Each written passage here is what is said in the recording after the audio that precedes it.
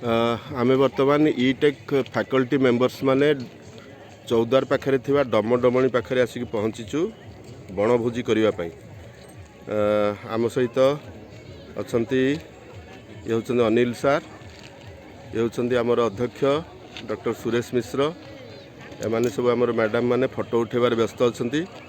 ये आमर एसपीएम सार सी अच्छा मैडम अच्छा विभिन्न पोज रे से फोटो उठाउछंती। ये देखंतु केते सुंदर परिवेश, चारि पाखरे पहाड़, घंच जंगल, जंगल भितर अनेक जंतु मध्य अछंती, जीवजंतु अछंती। एठी विभिन्न प्रकार बोर्ड मरा जाइछि जीवजंतु को डिस्टर्ब न करिया पे, किंतु आम लोक मानकर सिविक सेंस एते कम जेठी जोर रे माइक बजिया पे मना करवा सत्वे मध्य लोक माने माइक बजाउछंती। पॉलिथिन एवं प्लास्टिक मुक्त अंचल भाव में घोषणा करा जाइथिले मध्य आपण माने देखंतु चारिआडे विभिन्न प्रकार प्लास्टिक मध्य पड़िछि। ए देखंतु छोट डैम टे ए पहाड़रू सेपट पहाड़ देई आपण देखंतु केते सुंदर भाव में पहाड़र प्रतिफलन घटुछि, पानी रे सुंदर देखा जाउछि। एवं ए देखंतु ए पहाड़ को देखंतु केते सुंदर देखा जाउछि, सबुजिमारे परिपूर्ण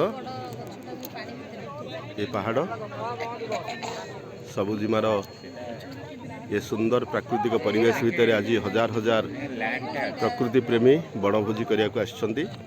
एवं देखंतु आमे एठी जो जलसेचन क्षुद्र जलसेचन प्रकल्प अच्छी ता हुड़ा उपर आमे ठिया होइछु। एटा होछि तार तल अंश, देखो सुंदर देखा जाउछि। एवं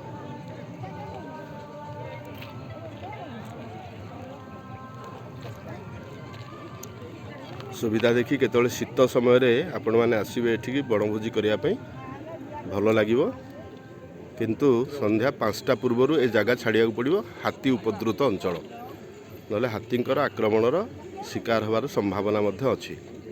प्रकृति को बंचातु, निजे बंचंतु, समाज बंची रहिबो।